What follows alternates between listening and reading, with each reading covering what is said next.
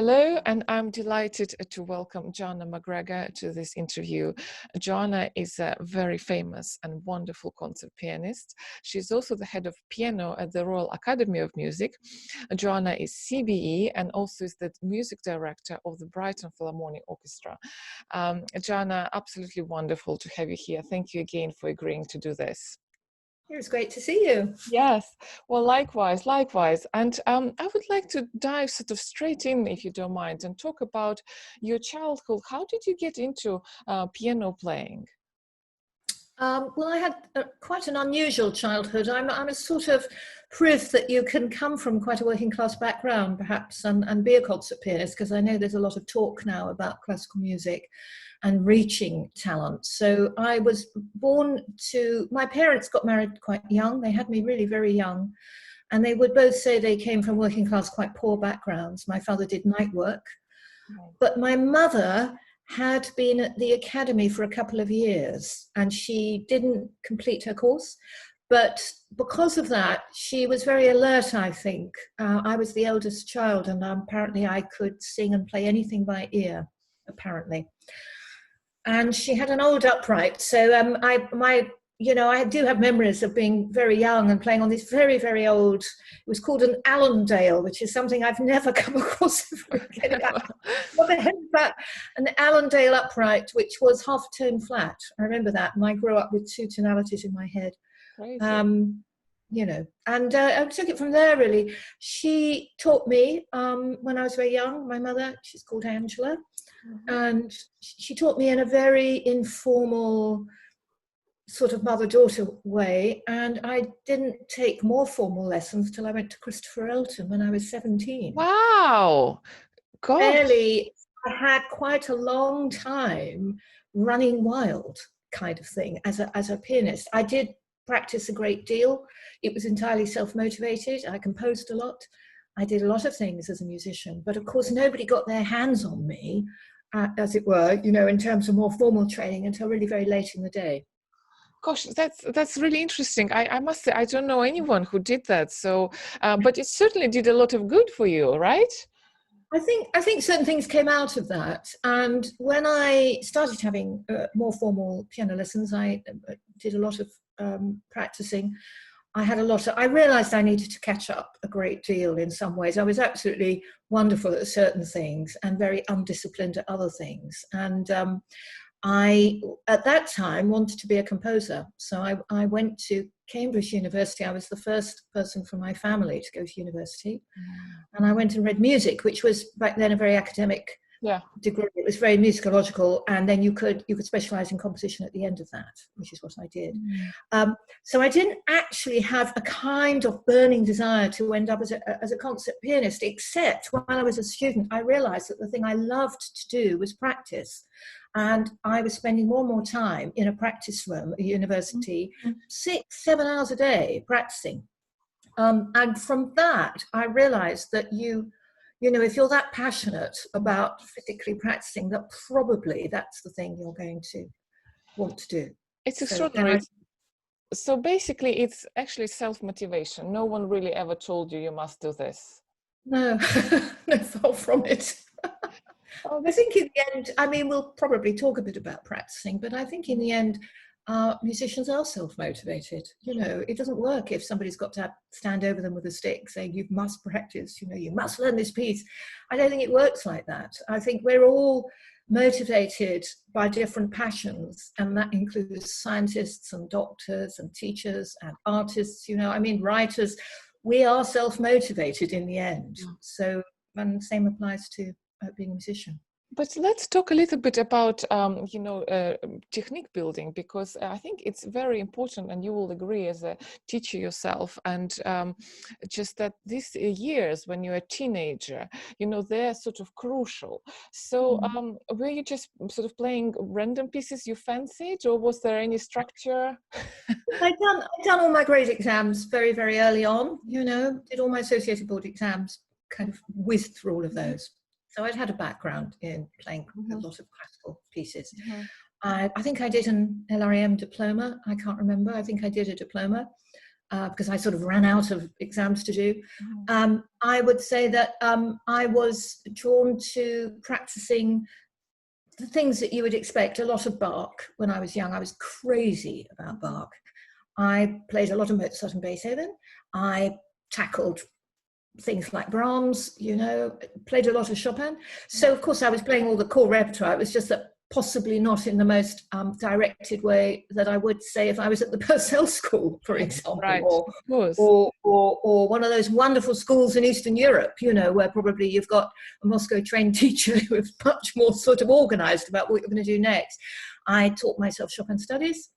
So I was very self-directed, and the thing I realize now as a teacher, I'm able to look back on myself much more objectively. What I had was a fantastic quickness. I was very quick. I could learn music almost instantly, and I played with a sort of agile virtuosity. I was born with that. But what I didn't have, and what I had to acquire very patiently, was strength. And I had to, when I really got down to it, I really wanted to become a player that had an enormous sound and a great depth and weight. And so I had to find, and I think in a way in one's development and journey as a young pianist, you've got to work out what you've been born with and what you've got to work for, actually. If you have a teacher, your teacher must say that to you. You can do this naturally very well. That's fine. That's marvelous. That means you're going to be playing these pieces with a great deal of ease or much easier. But this is what you're not good at. So now we need to really track that. And I often say to my students now, let's do this piece because we need to develop this in your playing, and you become very, very targeted about what you need to do. So that's, how it worked for me.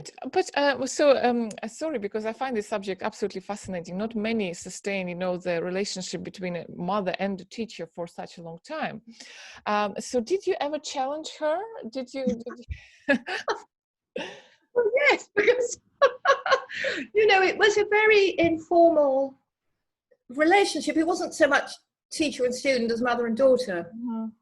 And I'm sure she might say to you now that I was pretty good, so it wasn't as though she was trying to tell me what to do. And I think that can happen as well between student and teacher. The student outstrips the teacher, but the teacher can still teach you something. The teacher can still see what you're doing. And I relied on her a great deal we had a very small collection of LPs, as they were called back then, very, very small collection. One of them was Rubinstein playing Brahms 2, which to this day, I know every bar of that performance. It was an absolutely amazing performance. And, we had an LP of Britain's Young Person's Guide to the Orchestra, which I absolutely adore. And to this day, I adore that piece. And we had one of Romeo and Juliet Tchaikovsky, which I just thought was the most romantic thing. But that was about it, actually. Didn't have a huge extensive collection of CDs or LPs or anything. And did you just went on and bought scores, whatever? I mean, I guess because nowadays it's very different. You can Google and you can listen. And of course, then you were limited to just sort of play, really, and sight read, I guess. Yeah, it's very interesting that, isn't it? So my mother had a few old piano scores of her own from when she had been a student. So we had those very old editions of Mozart sonatas, some of which I think she's given to me, which I'm really happy to have in my collection now. And we had the old Tovey Beethoven sonata associated board with the maroon cover, which I still love. I've got great sort of affection and love for, because that's sort of like Proustian sort of memory of attempting to play. I was the kind of kid that would sit down and try and play through Beethoven sonatas, and obviously stumble a bit when I got to very, very hard movements. But I would have it, I was very inquisitive. So I wouldn't wait to be told I was ready to do something. And I did like Tovey's introductions, which were tremendously old-fashioned and rather sort of don't do this and don't do that. I thought they were really fun. But now when I started being a student, I started buying music scores avidly. And I would include in that miniature scores as well, or orchestral scores, not just piano scores. I remember visiting, I would spend all my grant back then on buying books and music. And I went to the Cambridge Music Shop, which they used to have in the middle of Cambridge, and I used to visit there every day. And then I joined the record lab, and I used to take out every day records to listen to, because that was what you had to do back in the days before YouTube. So, you know, and I think it's so amazing now that you can go on YouTube and hear anything really, and you can hear wonderful archive recordings as well. Well, it's a huge tool, really, I think, for your development, self-development, and of course, whatever. It's extraordinary, really, and I'm sure many listeners find it extraordinary. And I'm so happy that we can talk about this rather than sort of read a biography and you know, nothing really happens. You understand. You become to know the person really well. So thank you for sharing this. But of course, I'd like to ask you about your lessons with Chris Alton. So they must sort of have come as a little shock, right? Or yes, they did. And he was very young, you know, back then. He wasn't yet the famous Christopher Alton that has become, or indeed the head of piano at the Academy. He was a teacher, a professor at the Academy, but he was doing a lot of teaching at home in his house in Golders Green, where he still lives.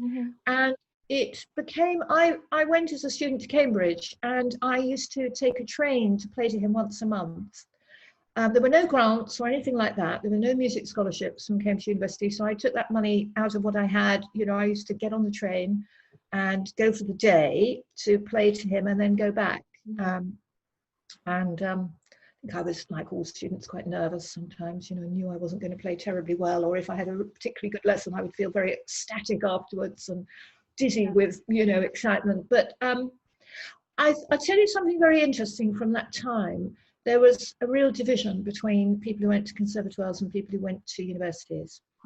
And I was told very often that there was no chance of me becoming a pianist because I'd taken a decision to go to university.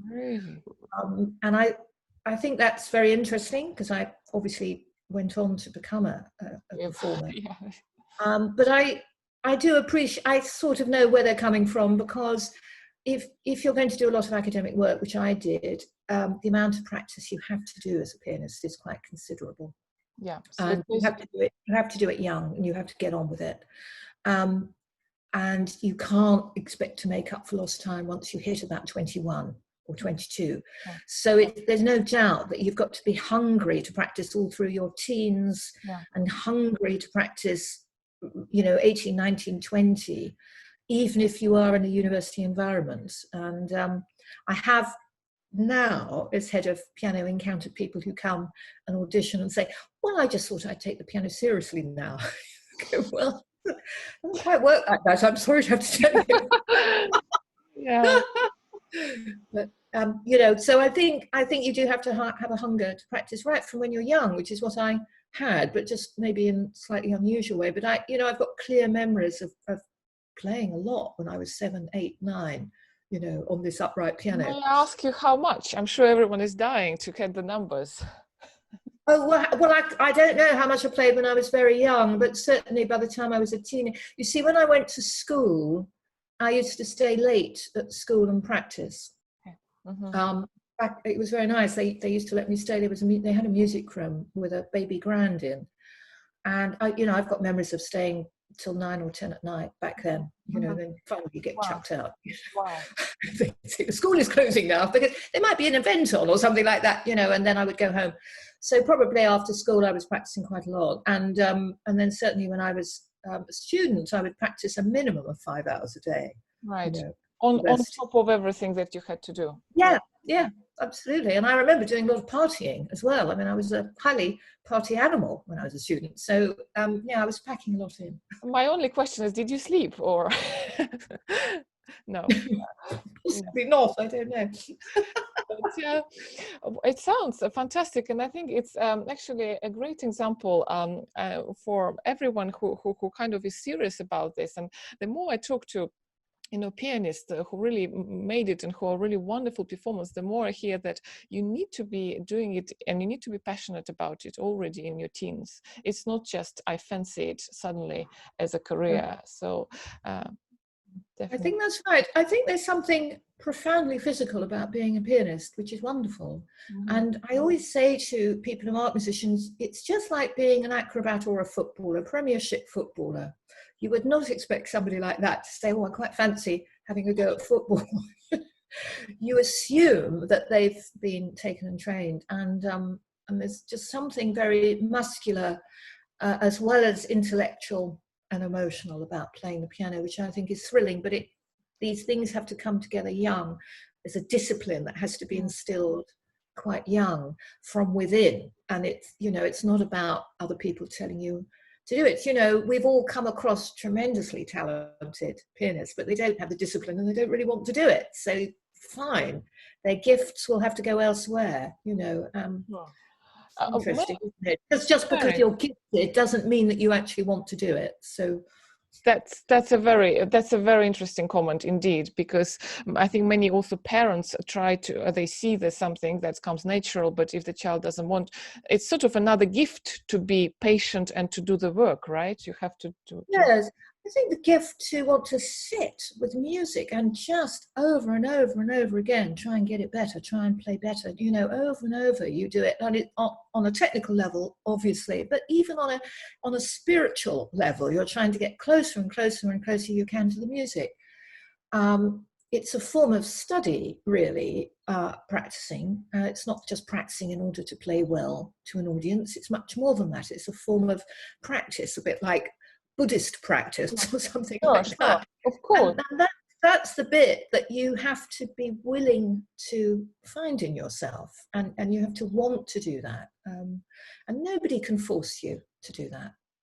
Yes, I totally agree. It's sort of a Zen moment where when you practice, and you become slightly also strange when you just finished 4 hours of practice. I remember, like, okay.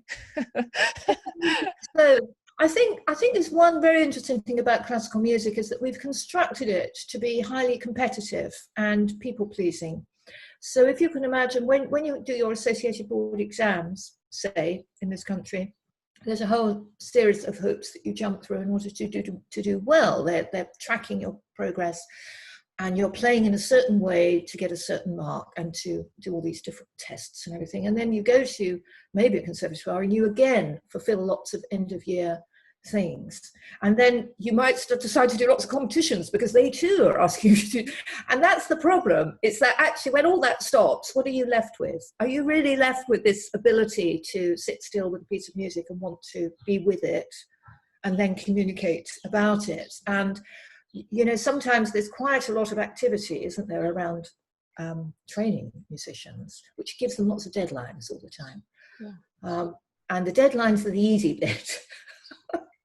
It's the removal of the deadlines where suddenly it's hard, which is why I'm hugely sympathetic with students who just leave conservatoires. That is the really tough moment for them, because for the first time in their lives, all that construction is taken away, all that scaffolding is taken away, and then they discover really what they've got to continue, because it's always been tough, and now it's going to be even tougher because of coronavirus. Do you know what I'm thinking? I mean, I should have found you at the time I finished and talked to you, because I can just really see myself in every single word you mentioned exactly after finishing, your degree and being there in the wild with. But it's suddenly you had such a huge community and you had it for a long, long time, and you sort of almost on your own in this wild ocean swimming, and that's what I actually wanted to ask you, because it's a very interesting thing, sort of from studying and trying to become a pianist and going through, I think, education and then becoming a pianist. So I think it's not what many actually expect or are prepared to. So were you prepared for this sort of when you were?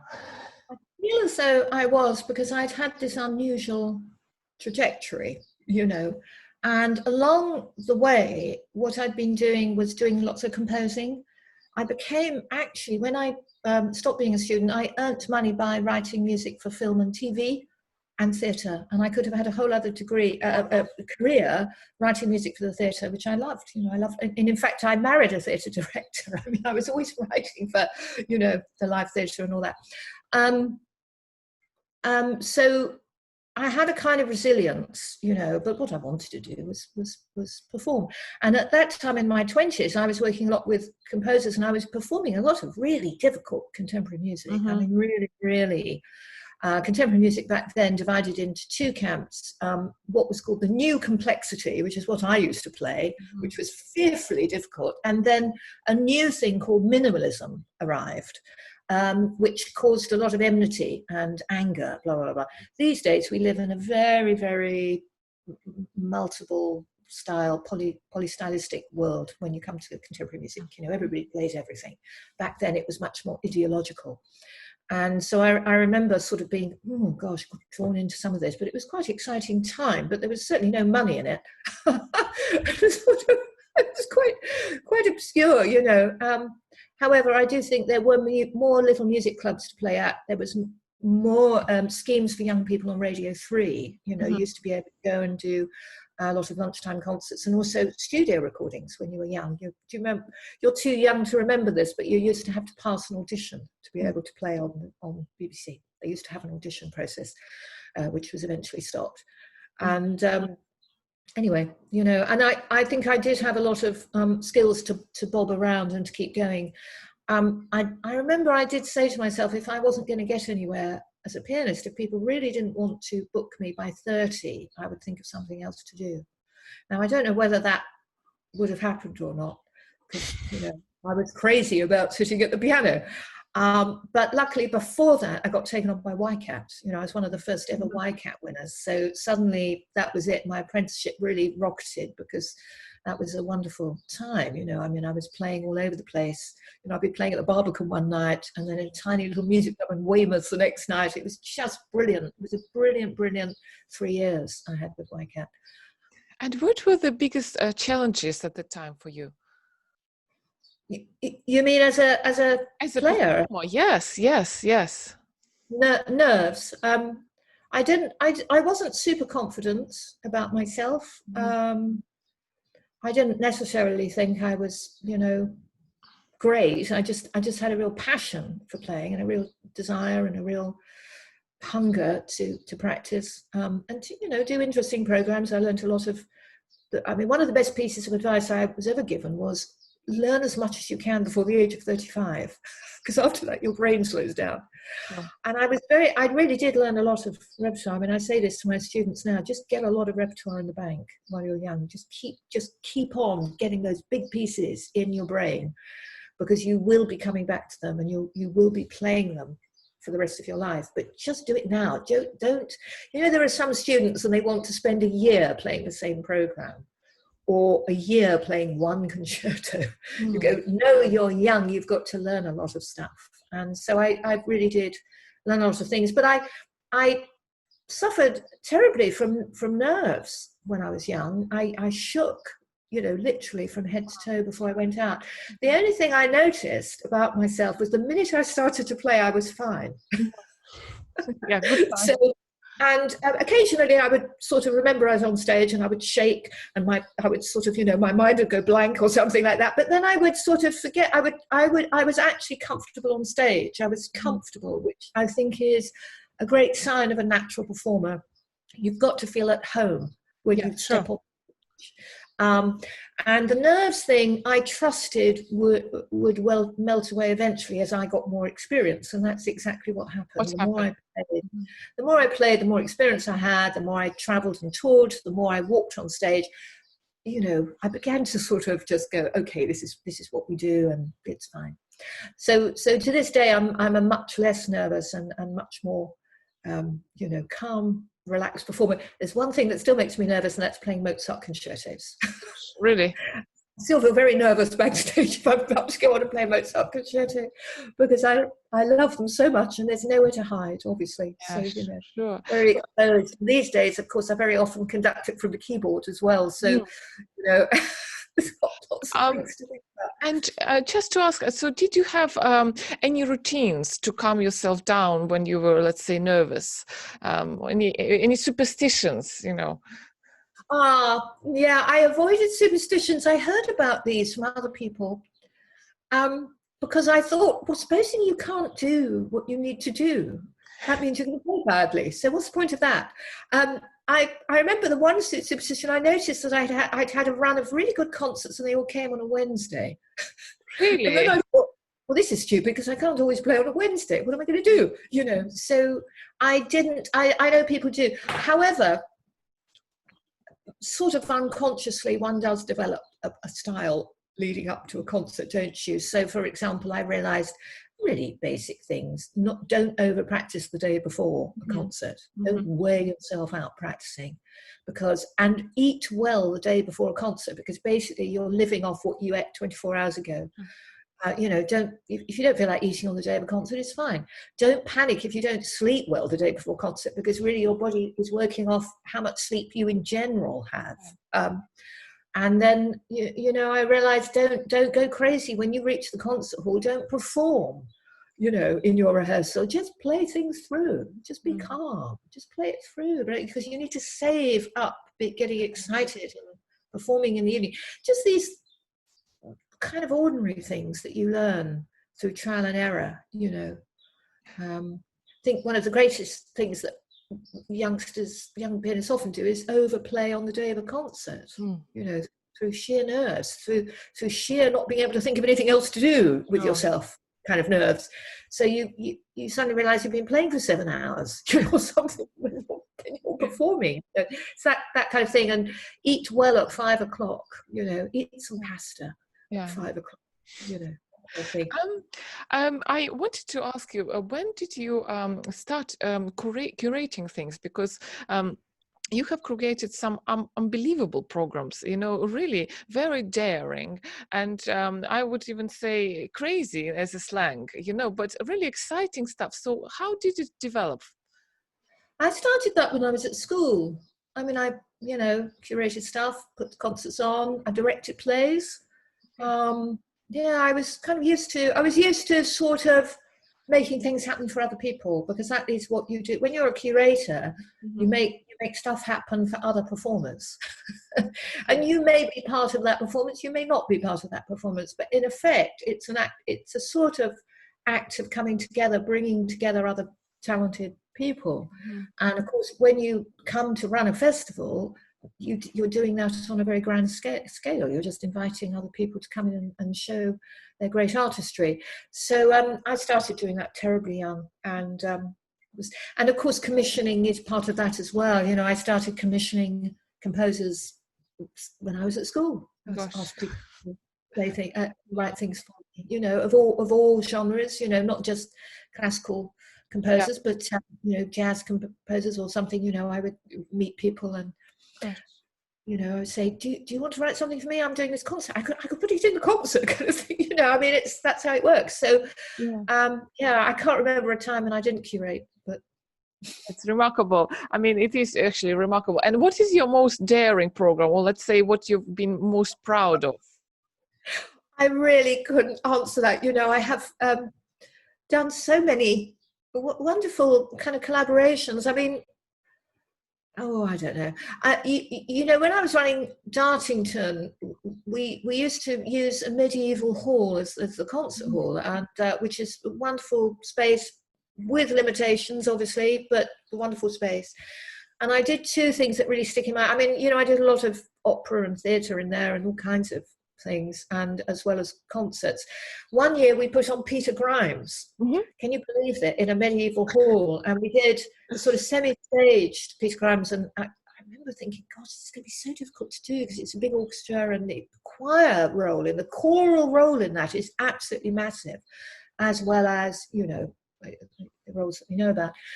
And it went like a dream. It was just extraordinary. And one of the extraordinary things was seeing a piece like that, which is such an important landmark in opera and British music, was seeing it up close like that. And we put surtitles up on the medieval wall behind them, because although they sing in English, it's quite a complicated libretto.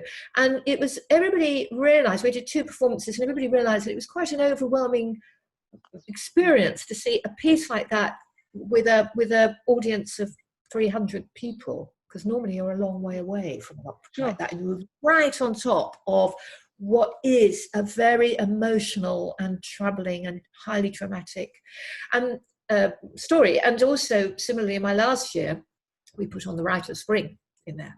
Crazy. And we could hardly let anybody in because it took up so much space. It was so loud. There was only a few of us in, and then actually we set up a screen outside so people could watch it all live and hear it in the open air, overlooking these wonderful ancient gardens. So it's just things like that are quite fun, aren't they? Yes, it sounds remarkable. And of course, I wanted to ask you about conducting, because this is another very prominent thing you do. So also, when did you start? I mean, and I probably prepared for the answer at school, but just I think so. I can't remember conducting at school. but when and how did it develop actually? I did. I was asked by the Britten Sinfonia to do some concerts with them, and I think somehow I ended up directing them from the keyboard. And I don't know quite how this happened, but of course, Britten Sinfonia is an orchestra that normally works either with guest conductors, guest leaders, or performers who are willing to direct them. And so it went so well, this rather difficult program we did of a Schnittke piano concerto. Can you imagine? That was one of the first things I ever conducted from keyboard, piano concerto. And Lou Harrison, piano concerto, and then a few other things, Ave Pet, and I think also we commissioned Nitin Sawhney to do. And then it was my great bad luck that the South Bank show got to hear of this and said, oh, I think we'll come and film this. So of course, you're operating under the most tremendous pressure all the time. But I think, again, that's the sign of a performer, that you're able to withstand pressure. Sure. You learn to take things in your stride a bit. So I think that relationship developed really well, and I had wonderful time with Britten Sinfonia. I did many, many tours with them. We went abroad as well. We toured we went to Argentina at one point, I think, Argentina or Uruguay. I mean, it was really great. And I learned, I learned just through trial and error how to attempt to direct and conduct. And then I started to be asked to work with some other orchestras. And I remember even at one point conducting the RPO, Really? Like this, wow. But I would say I'm rather self-taught, and I do have some experience. I do think I've learned a lot through having played concertos all my life. Mm-hmm. From your concerto seat, you watch the conductor and you watch what's going on between them and the orchestra, because a lot of conducting, as they will all tell you, is to do with your relationship with the orchestra, how you speak to them, how you run the rehearsal. whether or not you're actually efficient in time management. I mean, there's an awful lot going on apart from actually the gestures that you make as well, and what you come to do with the music, And I think I would encourage all pianists to try and think about directing from the keyboard. And in fact, at the Academy, I run a whole course about how to do this. Mm-hmm. And we spot some people who are really quite talented at it, because it's really a way of learning how to communicate your ideas and how to direct a bit, and how to also be physical about your ideas. You see, I think when you play an instrument, you're slightly closed down technically and physically all the time, because your eyes are down and you're always trying to figure out how to conquer something particularly difficult. But if you have to look up and direct people at the same time, your physicality is going to change quite a bit, and also your knowledge, obviously, of the music. Yeah, sure. Joanna, we're still talking in a very strange times. There's still no really live performances, at least in the UK. So what is sort of your advice to, let's say, pianists who are just at the beginning of their careers? And as you mentioned earlier in the interview, that suddenly now all the goals or deadlines, well, sort of, let's say, they are postponed or took away. Yeah. First of all, I would say to them, please don't despair. This is a temporary thing we're going through, and it's very dramatic and very frightening and very overwhelming, but do not despair, because I think we're going to come out of it. And we will come out of it to a slightly different world. However, it might be better, not worse, for you, because I think, as with all these major changes, power structures begin to shift a little bit. You won't be shut out of things, and there won't be, maybe the hierarchies will stop, the hierarchy of career, the hierarchy of who puts things on and who decides who's going to play. In the interim now, I've noticed there are a lot, and I would really urge young musicians on the cusp of a career, there are a lot of online conferences about the future of the arts, which anybody can register to go and watch and actually take part in.